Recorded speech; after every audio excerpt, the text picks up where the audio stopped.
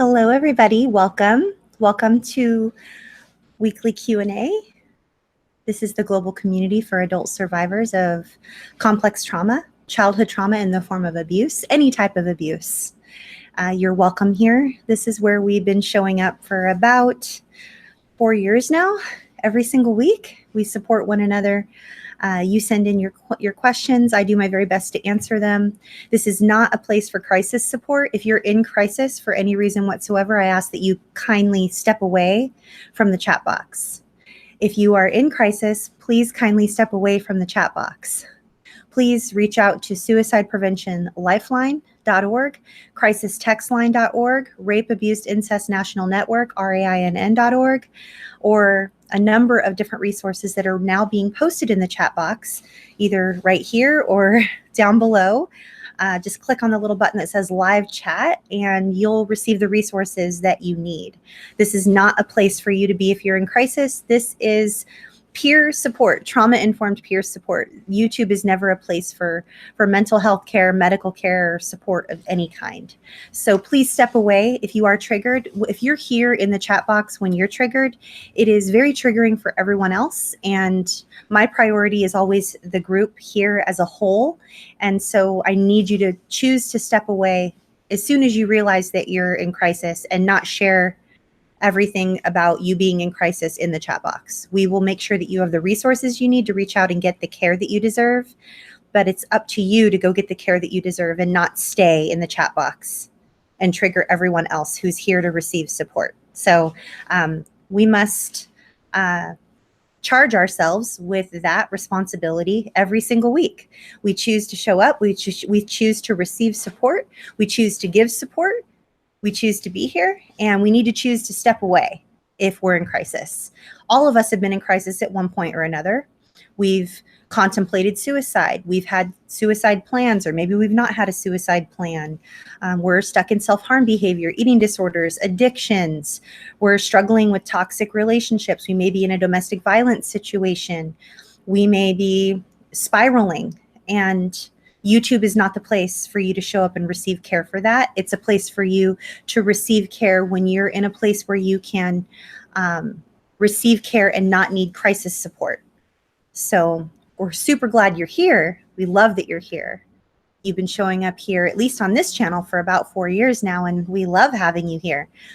But recently, we've had situations where people have showed up in crisis, trigger everybody else that's in the chat stream, just here to receive education and support and have a discussion.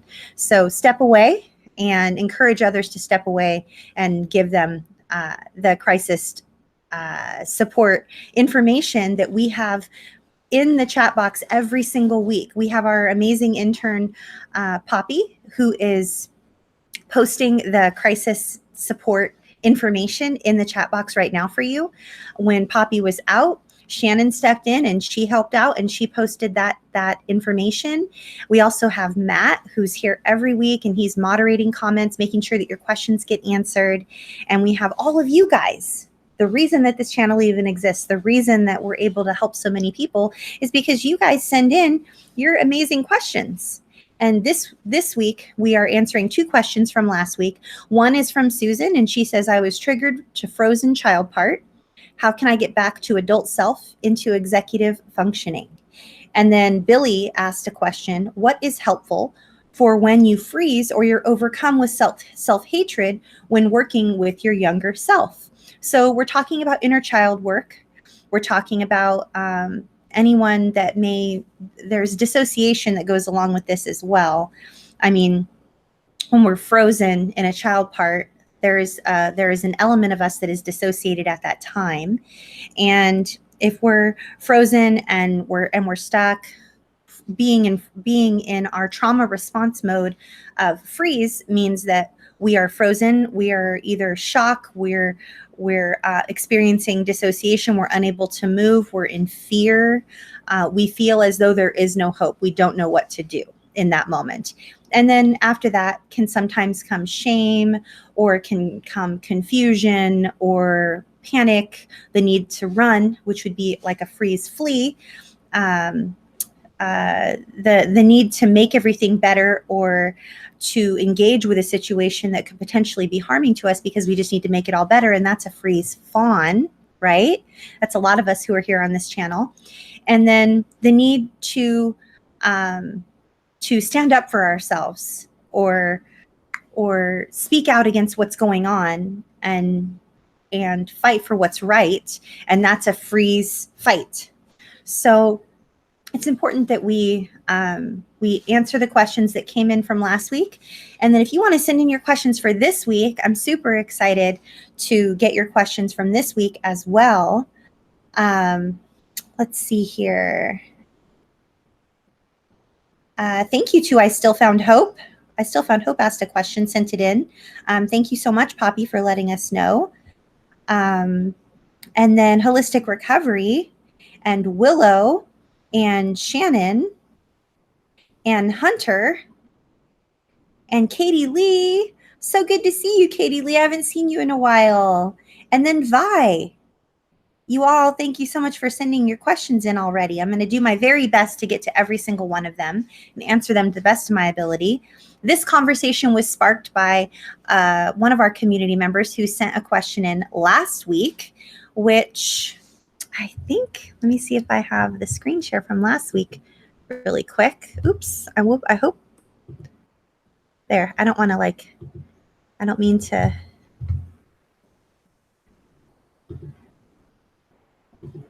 I don't know if I move that, if it turns to the black screen. Can you all still see me if I go like that? I'm not sure if you all can still see me because I have the little screen minimized there. Let's see here. I want to make sure. Here we go. This is our screen share from last week.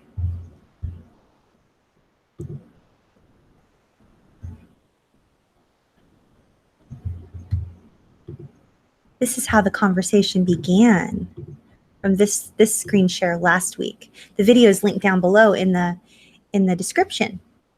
So it says, the hardest thing that has always been one of the biggest ruins within has always been the feeling of wanting to stop time. Like we're stuck in time, or small parts are stuck in time. I realize that time passes and that it's 2018 and my body is 39 years old. Oh God, I can barely write that age. I can't even look at those numbers now that I've written them. Why?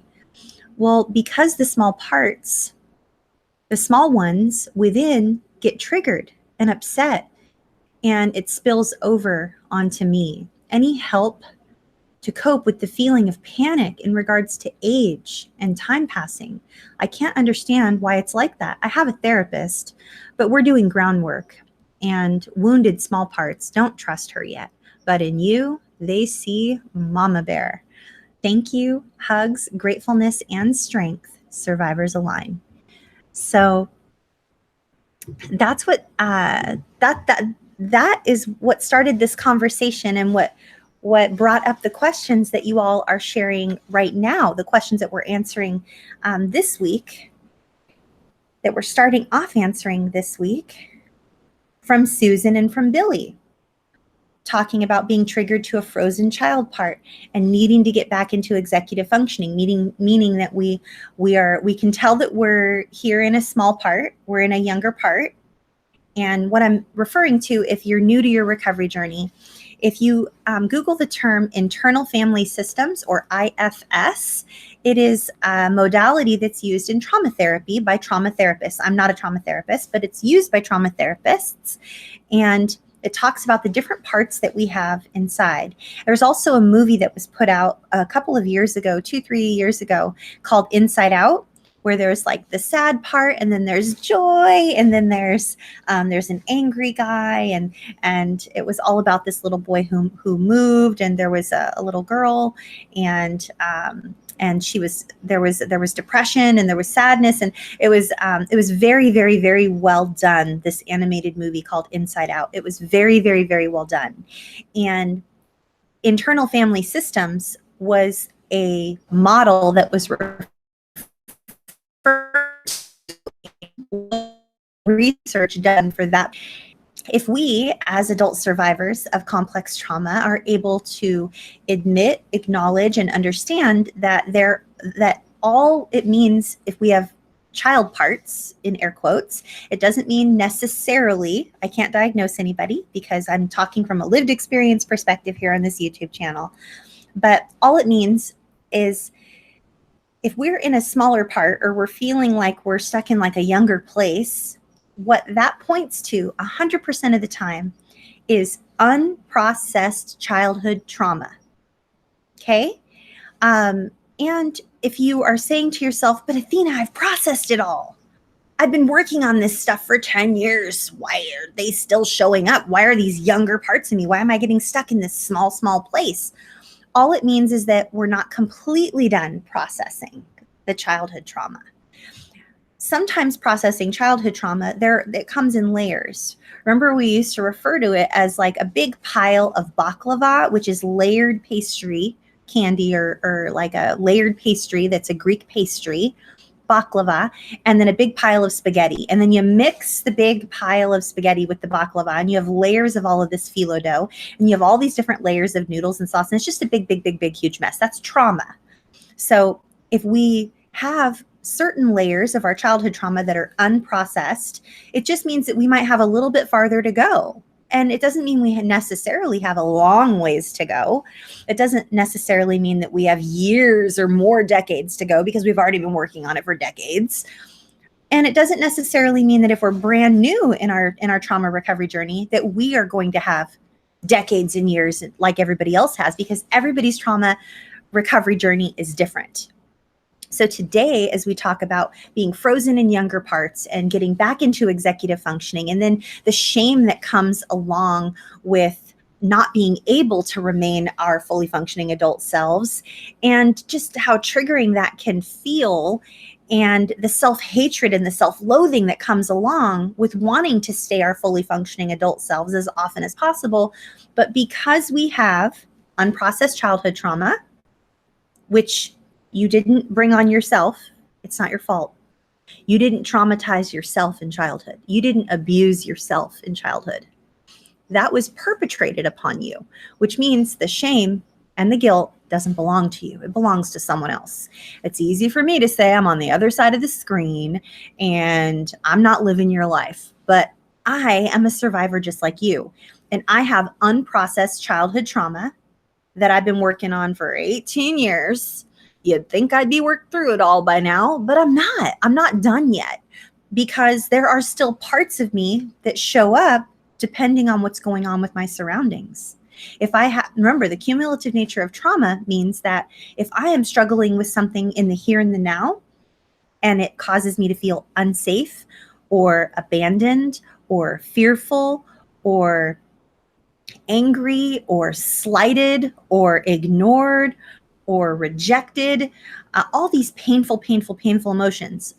Bottom line, if I'm in the here and now today, July 2018, late July 2018, and I'm experiencing my emotional needs not being met,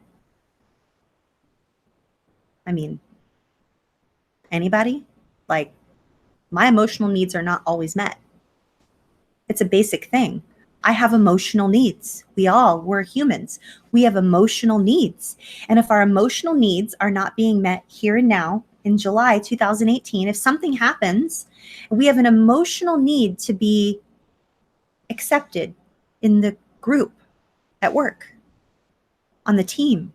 We have an emotional need to be included in a list at church. We have an emotional need to feel appreciated, acknowledged from our kids. We have an emotional need to feel seen and heard by our spouse or our partner. We have an emotional need to feel safe and secure financially. These are emotional needs. If anything thing in that balance that I just talked about, sort of the bottom falls out of it, or it loses its way, or people at church didn't include us on the list to volunteer to help with the donut sales for youth group, or if the team at work decided not to use my idea because my idea wasn't good enough, or my spouse had a rough day and decides to ignore me, not listen to me, and not consider my feelings, or if my children are teenagers or preteens or in their 20s when they're launching into adulthood and they don't appreciate me or acknowledge me or call me or anything. If I have an emotional need to have my parent tell me they're proud of me because I'm doing a good job in my life, even though I'm an adult, it feels good to have someone tell you that they're proud of you. And if those emotional needs are not being met now, in the here and now, 2018, guess what? That's going to trigger childhood stuff. Emotional needs not being met in childhood, unprocessed childhood trauma. So I go from this fully functioning adult version of myself. Hello, everybody. Oh, hey, you got questions? Hey, what's going on? I'm going to do that. I'm going to make that call. I'm going to go there. I'm going to run that errand. I'm going to make that deposit. I'm going to pay that bill. I'm going to do all this, right? To I'm feeling very slighted or unappreciated or left out or rejected or abandoned or like I'm not good enough or I'm not acceptable. Then I might show up in a different way and be sort of stuck in a child part where I'm not able to think about my list of 25 things to do, and I'm not able to make the deposit or pay the bill or respond to all the emails and cook dinner and make sure that the house is clean and the laundry is done and my car is clean and everything's fine. And I responded to the people at church and I volunteered at the thing and I did the thing and I did the school project and I volunteered for the PTA and I drove my kids to practice and then I went to the dance recital and I showed up. If I'm in a child part and I'm not able to do all those other things, that can cause shame and that can cause frustration and that can cause guilt. And I can be stuck in this small part because something that's happening here and now is reminding me of something that happened a long time ago when I didn't have any help and my world was hopeless. So that is kind of a breakdown of what it looks like to maybe be stuck in a small part where I'm feeling really vulnerable and I'm scared and I'm frustrated and I don't know what to do. And why didn't they protect me? And why didn't they love me? And why didn't they care for me? And why don't I matter?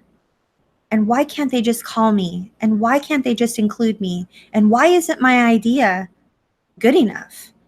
And why am I not worth listening to? And why? And we get stuck and we're feeling small. So executive functioning is when we're able to manage all the lists, manage all the things, we're able to prioritize. That's all executive functioning is. So if we're stuck in a frozen child part, away, not the way, a way. This is for, is it Billy? This is for Susan. And then I'll get to Billy's question as well. So Susan wanted to know, if I'm triggered to a frozen child part, how can I get back to my adult self and my executive functioning self? And a way is dual. It's dual. What's the word?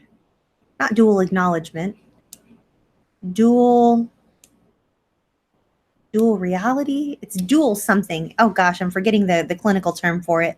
What this clinical term is, like a dual, not dual presence, not dual acknowledgement, dual reality. No, it's dual something, DUAL something. And what the basis of this is, that I can't think of the word right now. Don't you hate it when it's like on the tip of your tongue and you're just like, oh, what's that word?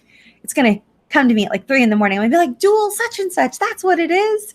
So it's like a dual acknowledgement or a dual reality. Or one way to get unstuck is to make sure that we don't shove that child part away and shame them. We, in the moment, acknowledge both what's going on and how we're feeling, and saying something about what's going on right now. So we acknowledge, maybe it's dual acknowledgement. I don't think that's what the word is, though. It's not coming to me. So it's, we acknowledge what's going on, and we acknowledge something about what's going on right now. And we say out loud that basically it's okay for us to sit with both things, but a child part can't do that. Our adult self, through grounding, like through maybe noticing all the different things in the room, like 5 things you see, 4 things you hear, 3 things you can touch, 2 things you smell, 1 thing you taste, 5, 4, 3, 2, 1. Then you can acknowledge what was going on and how real that was, and just remind ourselves that we can be in these 2 places at once. We can acknowledge the things that are going on both at the same time. That's one way to get unstuck from a child part into executive functioning, and it works almost every time. So, and I can't think of the word, and I'm so sorry. It's DUAL something. Maybe someone could Google it and put it in the chat box. I'm so sorry. Maybe you all already have. Maybe just, let me just see. Dual. I don't know. I don't know what the answer is. It's dual something, and it's going to drive me crazy, you all. So that's one way. That's one way, Susan. And then Billy says, what is helpful for when you freeze or you're overcome with self-hatred when working with your younger self? And so that's another thing. When you're working with younger parts and you're just sort of frozen and you're stuck and you can't get back to your executive functioning, your fully functioning adult self, and then you begin to shame yourself, that's when basically this is what's happening. So what Billy is describing is me sitting in my therapist's office, knowing that I need to adult all over the place for the rest of the day because I have like 12 things to do, maybe even 20. And I'm probably going to get 5 of them done if I can function. But knowing that I have a younger part that is feeling really, really raw or unsafe, or there were some things that happened over the weekend, or someone contacted me, or some memories resurfaced, or something was going on with my body, or I'm just not physically well, or something's going on with me. And rather than me recognize and acknowledge that both parts can be present at the same time, and that it doesn't make, one of them doesn't have to rule the show. Like my adult self doesn't have to be the only one in the spotlight. Like, and my younger part doesn't have to be the only one in the spotlight. Like we can both sit together, and my adult self can comfort my younger self, and I can still get things done, just not at the pace in which I wanted to get them done. So let's say I handle it that way with the help of my trauma therapist, because my trauma therapist will acknowledge that younger ones might be present and that we're really grateful that she has the courage to speak up, because she never had a chance to speak up, or when she did speak up, she got in trouble, or there was hell to pay, or whatever was going on, right? The not the opposite, but an option rather than doing that would be to say, gosh, I'm just so annoyed that my younger parts are showing up. Like I need to adult today. I have 12 things, maybe even 20 to do. I'm probably only going to get 5 of them done if I'm fully functioning, and I'm not able to be fully functioning right now because I just don't have time for this. And so that is the equivalent of our parent, whoever the parent was, mother, father, aunt, uncle, grandfather, person that was our primary caregiver. What I just modeled is the equivalent of them back when we were younger saying, what's wrong with you? What's wrong with you? Can't you just act like, just grow up and just hurry up? We don't have time for this right now. And like, if you or I were to be like at the grocery store, at the market, or at the car wash, or at Walmart, or at Costco, or running an errand, or at the flower shop, or at the farmer's market, and we were to see an adult talking to a child just like that, like how I just described, we would likely freeze. Depending on where we're at in our recovery journey, we may go give that person a piece of our mind, or we might do something really kind and sweet and show this little one compassion, or we might inform the authorities and tell the authorities that this person is being really abusive towards this young child. Like it just depends on where we're at. So us being frustrated and angry when we're stuck in a child part, or shaming ourselves and getting stuck in self-loathing, is the equivalent of like an adult shaming and hating a child for being a child. So the best way to handle this, Billy, is with compassion. If we err on the side of compassion, we will never fail. Somebody needs to hear that again. If we err on the side of compassion, and that's compassion for others and self-compassion, we will never fail. When we err on the side of compassion, we never fail. But if we are rushing and we're in a hurry and we have very little tolerance for this place we're in, and we're traumatized and we're healing, and why is this healing journey taking so long? And you're telling me that it's a lifelong journey and I just don't have time. This is ridiculous. I don't have time for this. Like, that's the equivalent of like an abusive parent saying that to me when I was little. And so often our abusers are out of our lives for 10, 15, 20, 30, 40, 50 years. And we pick up where they left off. We begin abusing ourselves the way they abused us because it's what we know. It's what we know. It's what we're familiar with. It's what feels familiar. And we, as trauma survivors, especially complex trauma survivors, can confuse familiar with safe. So this is a bitter pill to swallow, and no one wants to hear all this stuff I'm saying right now. I'm keenly aware of that. But I'm going to do the best I can to go and answer everyone else's questions now, because I have now successfully answered, to the best of my ability, Susan's and Billy's question, and let you know the screen share from last week on where this whole conversation came from. So we're going to go ahead and I still found hope says, every day is a constant tug of war with myself and self-hatred. I get triggered by my son because of my ex, and by my daughter because of my childhood. I have to be everything to my kids because there's only one me. I feel like 10 different people all playing different roles. Or is that normal for a single mom? I don't want my kids to be affected by me. I feel like a crazy person most days, and I sit with the guilt for having moments where I couldn't cope. You know, I still found hope. You and I often have these like parallel journeys, right? We often have this like parallel place that we're in, either in our trauma recovery journey, or like where we've been in our healing journey. And this was me. If I could spend every day for the rest of my life apologizing to my son for the hot mess that I was, and how I lost my shit like so often and was not able to cope, and I wasn't able, I mean, I tried to be the team mom and the PTA and manage everything, and laundry and dinner in the house and this, and then driving and this and that.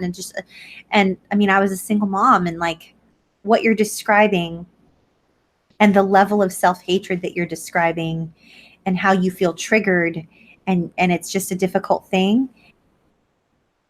I felt like 10 different people also, and I felt like I was the least qualified person to be taking care of my son at the time. And the truth is, I was doing the best I could, and I was owning my part if I was doing something that was inappropriate.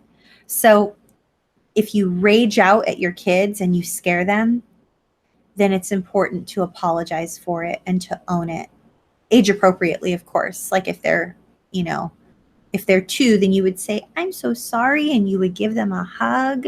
You would say, I'm so sorry. I'm so sorry. I love you. And you would be that safe place for them. If they're 4 or 5, you would sit down and say, I want to say I'm very sorry because I raised my voice at you, and I should not have raised my voice at you. And I hope that you will accept my apology. And if they're older, let's say they're 9, 10, 11, 12, then you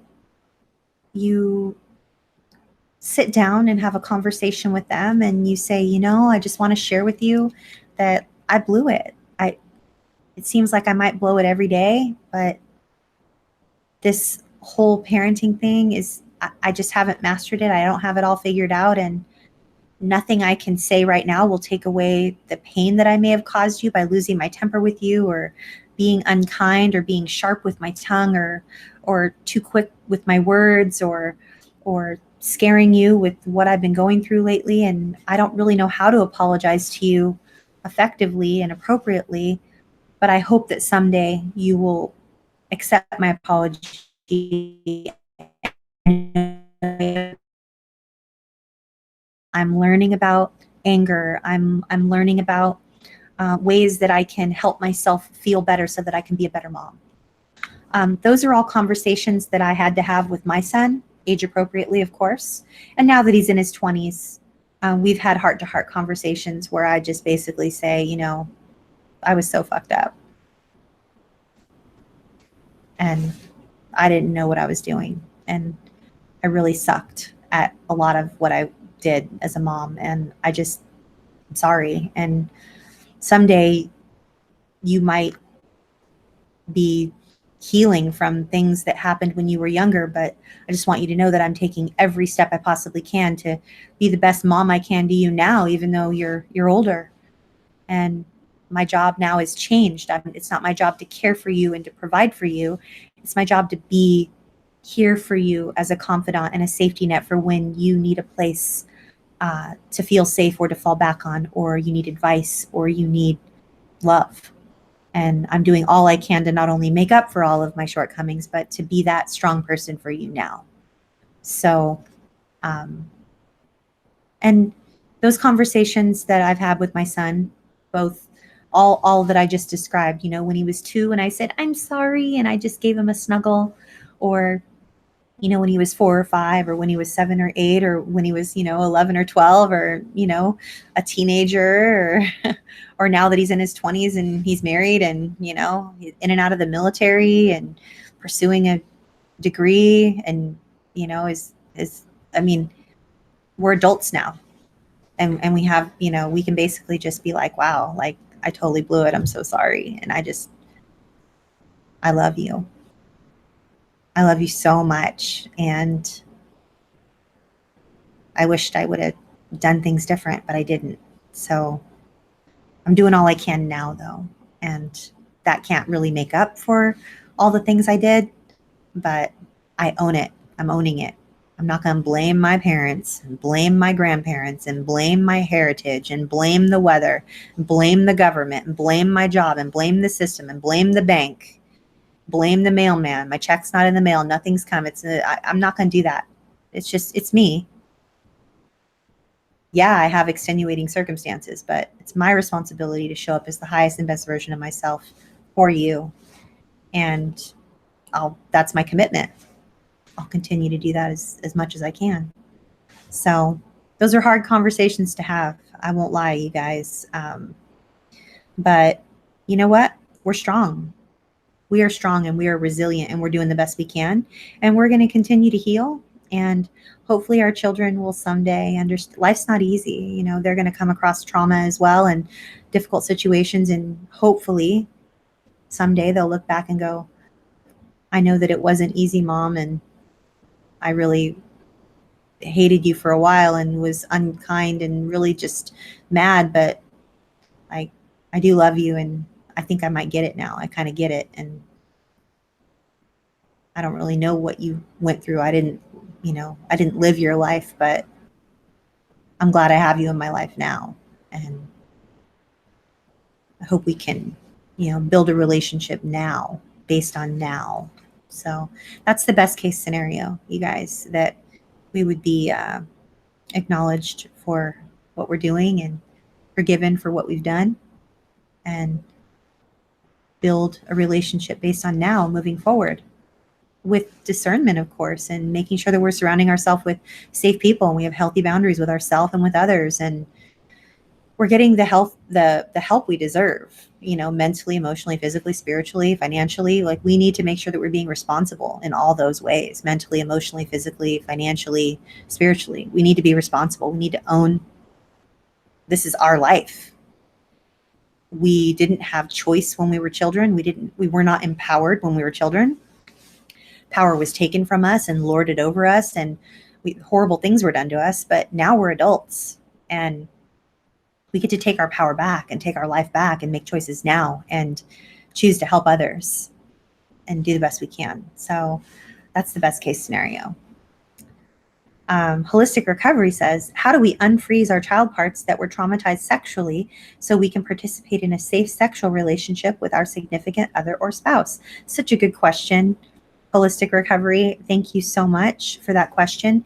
One of the best ways I found for us to unfreeze the sexually abused child parts is through open communication, safe communication, sometimes guided communication, or writing down like a letter of like what it is that we are feeling, or the things that we need to feel safe.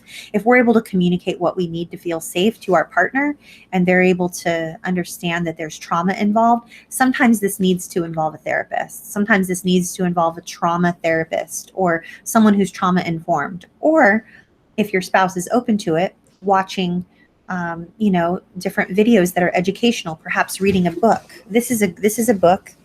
This is a book here. Your wife was sexually abused.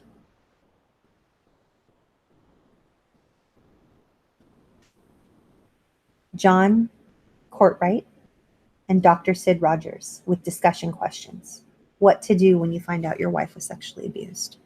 I am reading through this. This gentleman, John, is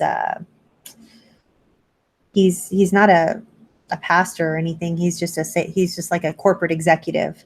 But the gentleman, Dr. Sid, was a pastor of Grace EV Free Church in Whittier, California. And he taught at college. And so it's fact-based, but it's also lived experience. And there are questions, and I'm kind of like highlighting some things. I got this used from Thrift Books. I got it used. I think it was like $4 or something. But I'm going to give this to my husband so that once I have all the parts highlighted, like he can read the parts that were important to me. But it's collecting dust. I don't know if you can, oops. Oh boy. My niece is taking a really big exam tomorrow and she needs prayer. So yeah, this is collecting dust. I don't know if you can see like the level of dust that's on it. Like right now, seriously, there's like so much dust because I've been lagging on looking into that. And yeah, so I want to make that more of a priority, but that's one of the best ways. Clear, open communication, communicating what you need to feel safe. And then sometimes it does require education, like outside education that's not from you, not because you need to validate yourself to your spouse and like validate your own abuse history, but because sometimes they just need to hear something that's not laced with emotion. They need to see something in black and white, like this exists and this is how to fix it, especially if you're dealing with a male, someone who is a man. My husband, his first instinct is, well, let's fix it. But if it happened a long time ago, he feels very trapped and small and angry that he can't fix it because it already happened, So it's important for us to keep in mind that our own trauma affects our spouse, our significant others. And we need to keep in mind that they have a whole processing situation that goes on with them regarding like what's happened to us and how it pertains to them and the relationship that we have with them. So just another thing for us to do, right? Let's just put that onto the list of the 20 things that we already have to do as survivors. And it does suck. We've been dealt an unfair hand, but we're doing the best we can. So I hope that was helpful, Monica. You always ask the best questions. You guys are amazing. Thank you for always asking good questions, you guys. Willow says, I was told to watch other kids being abused. If I close my eyes or look away, they were further punished. Now, if ever things go wrong for someone, I feel like it is my fault. Is this related? Question mark. First of all, the fact that you were told to watch other kids being abused is traumatizing and it's abusive, and those people are sadistic and twisted and wrong. I don't know if anybody's ever, validated that for you, but that is sick and abusive and sadistic and psychopathic or sociopathic behavior, Machiavellian. Look up dark tetrad, dark triad. That is like over the top overt abuse. And to be told that if you looked away, they would be abused further is, I mean, there is such a trauma bond and such a twisting and a gaslighting and a manipulation and this you and to manipulate you in this particular situation is going to take a long time to heal from. So yes, you can, the two are connected. If you feel like anything that goes wrong is your fault, it is connected to this situation, and that can take a long time to unravel. That can take a long time to pull apart, like the big pile of baklava and spaghetti that we talked about. There are so many different layers of trauma that goes along with this, not only the physical abuse, but the manipulation and the gaslighting and just the blame and the empowerment, but you were really disempowered, and the cognitive dissonance and just all the different levels that go along with all of this, along with just all the twisted weirdness of the fact that you would even be included in something like that. Like, this is truly complex trauma. And depending on how long this went on for, it's going to take you a long time to heal from it, but you do need a trauma-informed person to help you with this. You cannot do this on your own. You can do a lot on your own, but you are going to need the help of a trauma-informed professional to be able to help you work through this level of trauma. I have something very similar to this because there were animals that were harmed in front of me on purpose. And so as a result, Willow, if something breaks in the other room, like in the kitchen while I'm in here in my office / bedroom, I'll be like, I'm sorry, like really loud. Like my husband's like literally in the kitchen, something drops, something breaks, something goes wrong in the kitchen, and I'm screaming that I'm sorry as though I had something to do with it. So it's this strange, twisted sort of, the world revolves around you and you have control over everything and you are the center of the universe, but not really, because you're really powerless and because you're a child. So again, there's cognitive dissonance, and there's so many different layers of psychological abuse that went on with this. Depending on how long this went on for, you really need to make sure that you are receiving trauma-informed care, Willow, because this is a lot to heal from, and it is connected. Hope that was helpful. Shannon says, my inner child seems to be fearful of adult me when I do inner child meditation. It's understandable after what adults put her through. What can I do to help reconnect? I'm not sure, Shannon. I've never done inner child meditation. I've never heard of inner child meditation. What I will say is this, Shannon. Younger parts are afraid of adult us healing and moving on because some parts of our younger parts, some of them only exist in the trauma. And so if we're healing and moving on, then they are left behind. So what can be happening here is an abandonment trigger.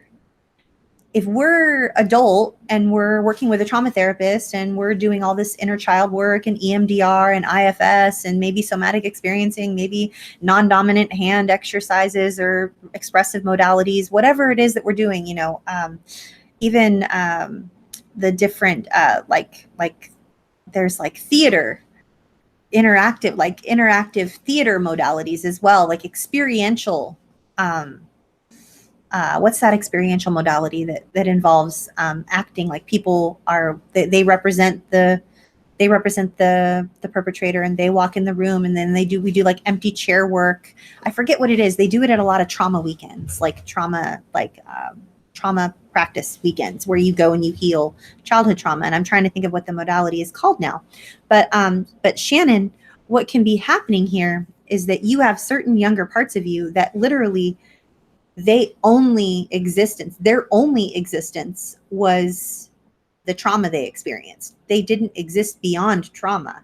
And so if you're an adult self, and let's say they're used to you paying attention to them and speaking their language about, coloring or art or, finger painting or, coloring books or arts and crafts or playing a musical instrument that they were interested in.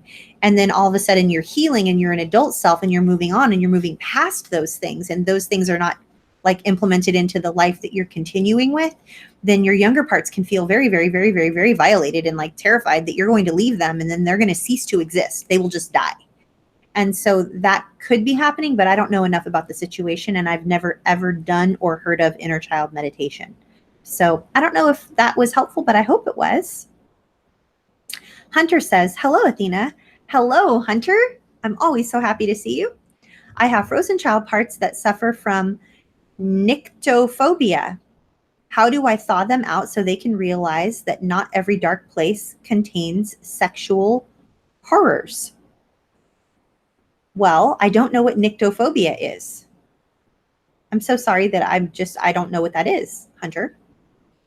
But if nyctophobia is sexual horror, because you want to know how to thaw them out so that they're not frozen, and they realize that not every dark place contains sexual horrors, so maybe nyctophobia and sexual horrors are connected.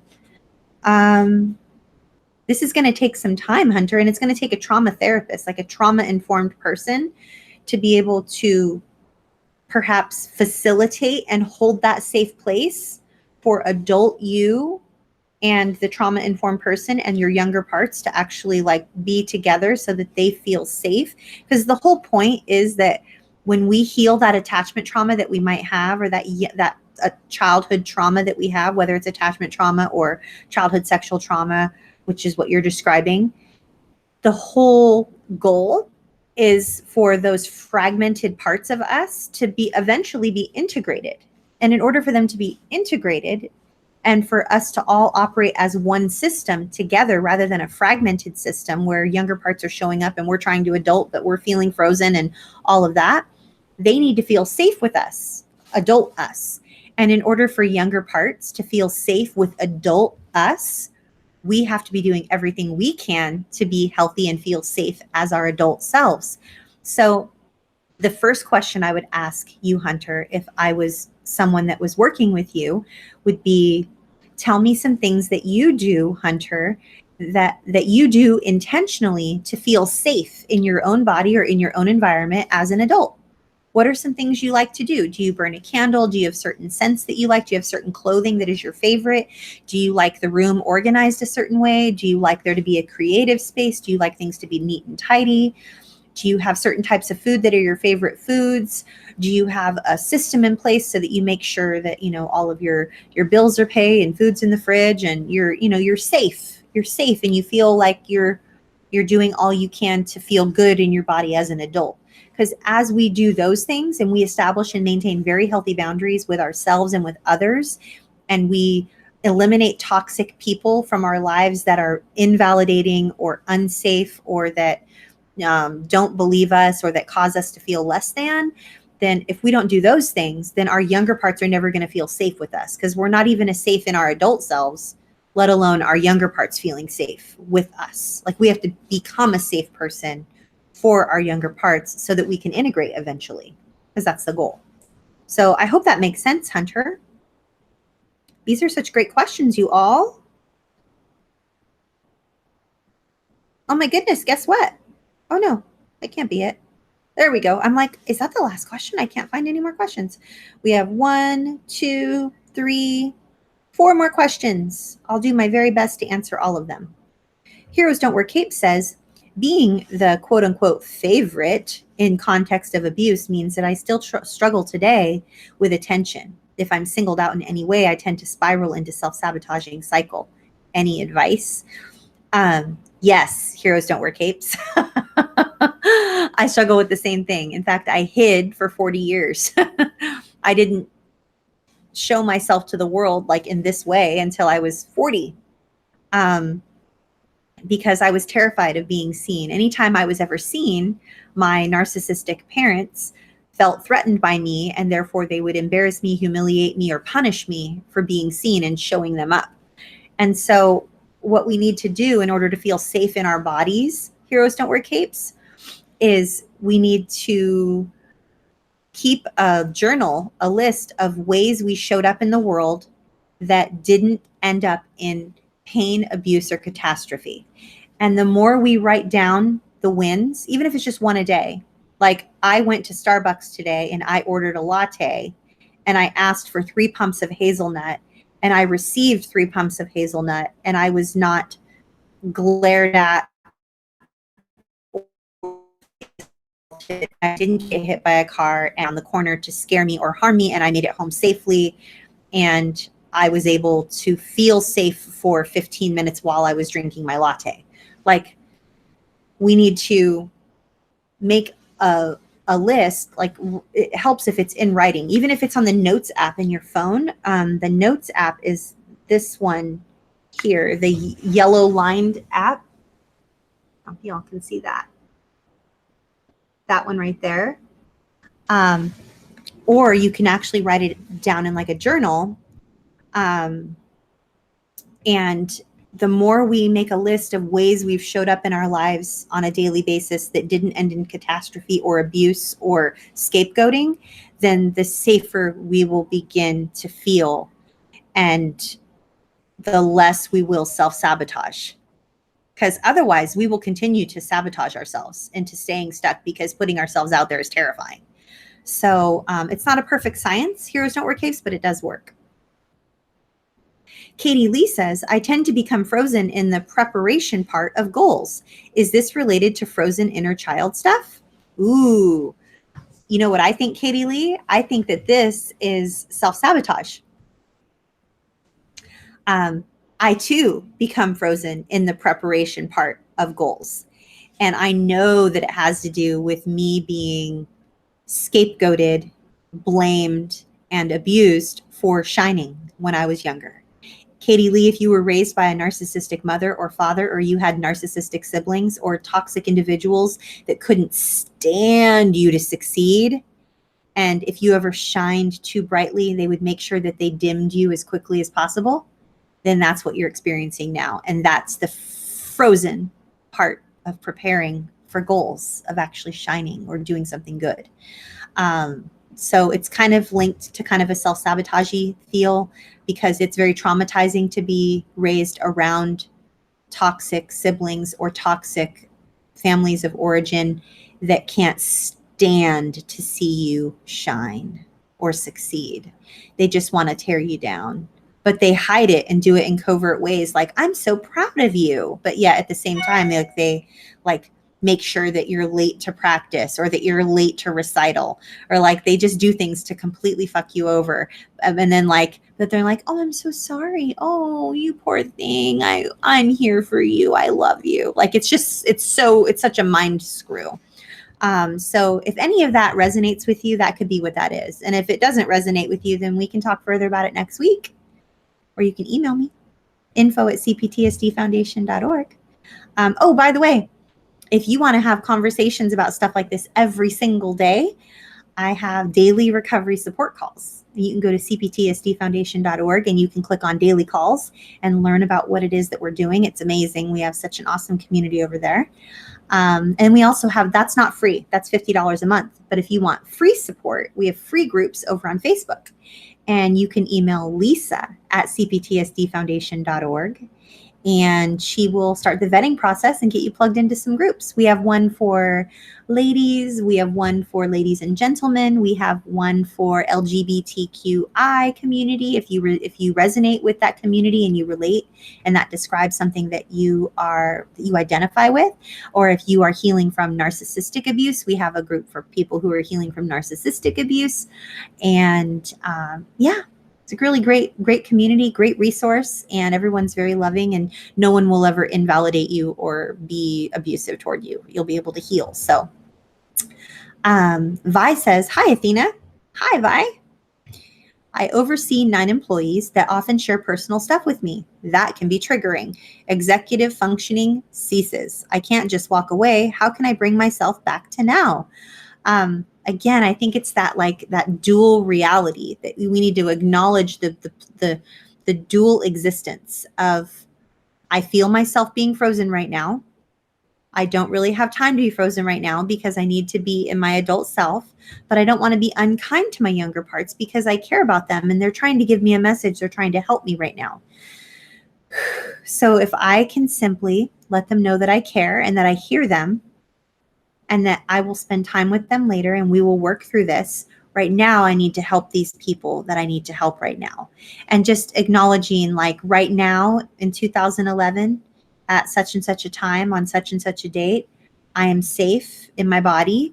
And the words that people share with me are not life threatening. Even though they feel life threatening to my younger parts, they're not truly life threatening right now. But we will address that later. So I'm glad you spoke up. I'm grateful for you, but right now I'm going to adult.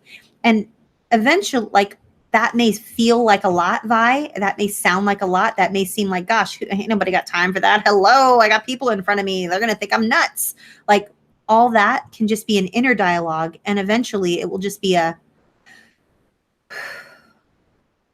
okay. And then you move forward.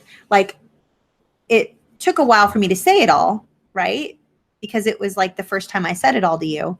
But then after a while, that becomes our way of just like going, kind of like shifting our weight. Like if we have, like, I have an injured hip. I injured my left. I injured my left hip. Yes, I shattered my right ankle. Therefore, I favored my left side and I weakened my left hip. My left hip went out when I did a marathon. And so sometimes when I'm standing or I'm doing something, whether I'm at church or the grocery store, or when I'm driving or whatever, my left hip will sort of lock up a little bit and I have to shift my weight. So at first it was like, oh, and I had to like pause and there was like this look of pain and it was, oh, but now that I understand what's going on with my body, it's simply a, okay. And then I can sort of shift my weight and it doesn't take as long. So I hope that's helpful. Hope that makes sense to you all. Skylight at Dusk says, hi, Athena. Hi. So nice to have you here. Skylight at Dusk says, I'm wondering whether this is an executive functioning issue. I realize that although in my 30s, I feel like a very old and slow mentally, not physically, I suddenly felt like I could relate to someone who was elderly with bad hips, who I just got done talking about my hip. That's ironic, huh?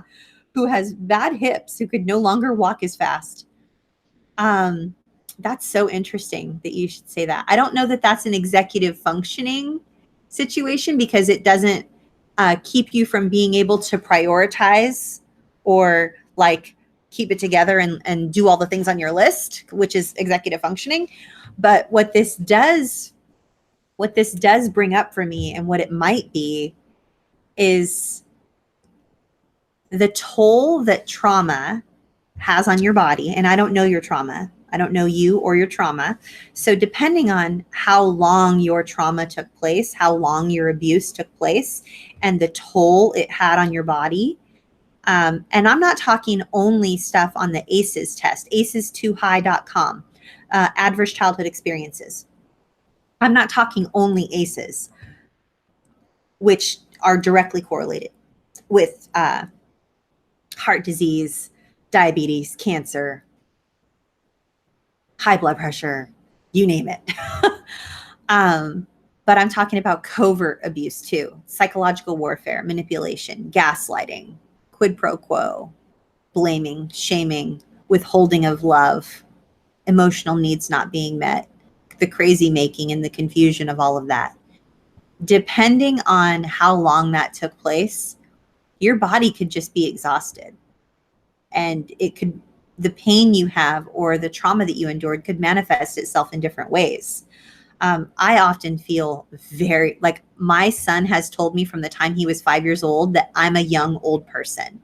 The joke has been from the time he was 7 that he would put me in an old folks home as soon as possible because that's where I would be the happiest, because I relate to elderly people and just the way that like I just feel like so like I struggle with everything, you know.